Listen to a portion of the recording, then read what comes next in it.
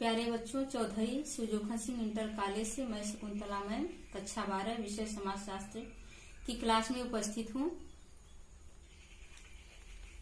समाजशास्त्र विषय का पाठ्यक्रम 2 खंडों में विभक्त है, खंड क और खंड ख। तो आज हम खंड क का अध्याय 1 पढ़ेंगे, जिसका नाम है भारतीय समाज एक परिचय। आज अध्याय 1 के बारे में हम जानेंगे कि अध्याय 1 क्या कह रहा है। इसके बारे में मौखिक आपको बताएंगे। समाजशास्त्र एक ऐसा विषय है जिसे कोई भी शून्य से शुरुआत नहीं करता है। यह सभी विषयों से अलग विषय है। जैसे पिछली कक्षाओं में हम चलते हैं, जैसे आप कक्षा 9 में पढ़े होंगे, कक्षा 10 में इतिहास, भूगोल, विज्ञान, बहुत सारे विषय पढ़े होंगे।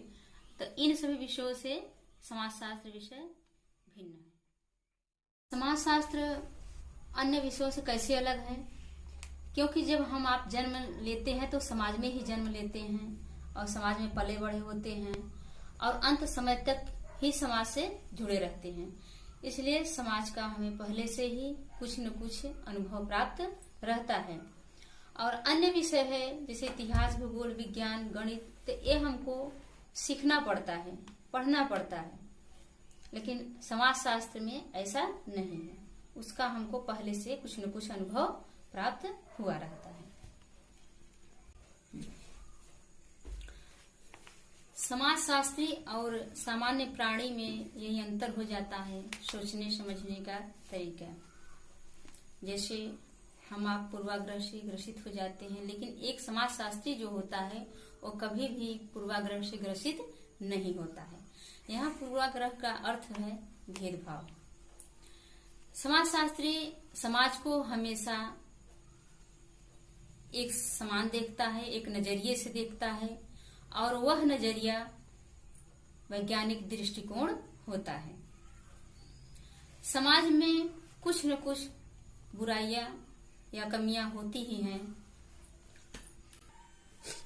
जैसे आप एक मानव प्राणी के रूप में अपने आप को ही ले लीजिए। जैसे आपका सोच स्वभाव बदल सकता है, आपके बोलने की शैली समय सापेक्ष बदल जाती है, क्योंकि हम एक मानव प्राणी हैं। हम सोच समझ सकते हैं, समय अनुरूप हम चीजों को देखने का जो हमारा नजरिया है वो बदल सकता है और हमारा स्वभाव भी बदल सकता है।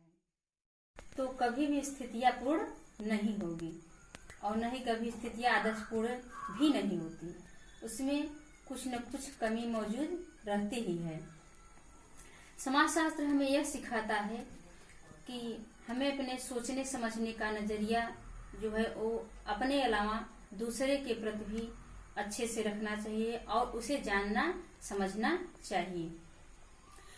कभी कभी व्यक्ति अपनी गलती हमेशा नहीं देख पाता है, हमेशा दूसरे की ही गलती ढूंढता रहता है, जबकि दूसरा व्यक्ति सही होता है। कभी कभी हम खुद ही गलत रहते हैं। इसलिए विचार उत्तम रखना चाहिए। यदि विचार उत्तम होगा तो व्यवहार भी अच्छा होगा। आज इतना ही। कल की क्लास में हम अध्याय 1 का प्रश्नोत्तर लिखाएंगे।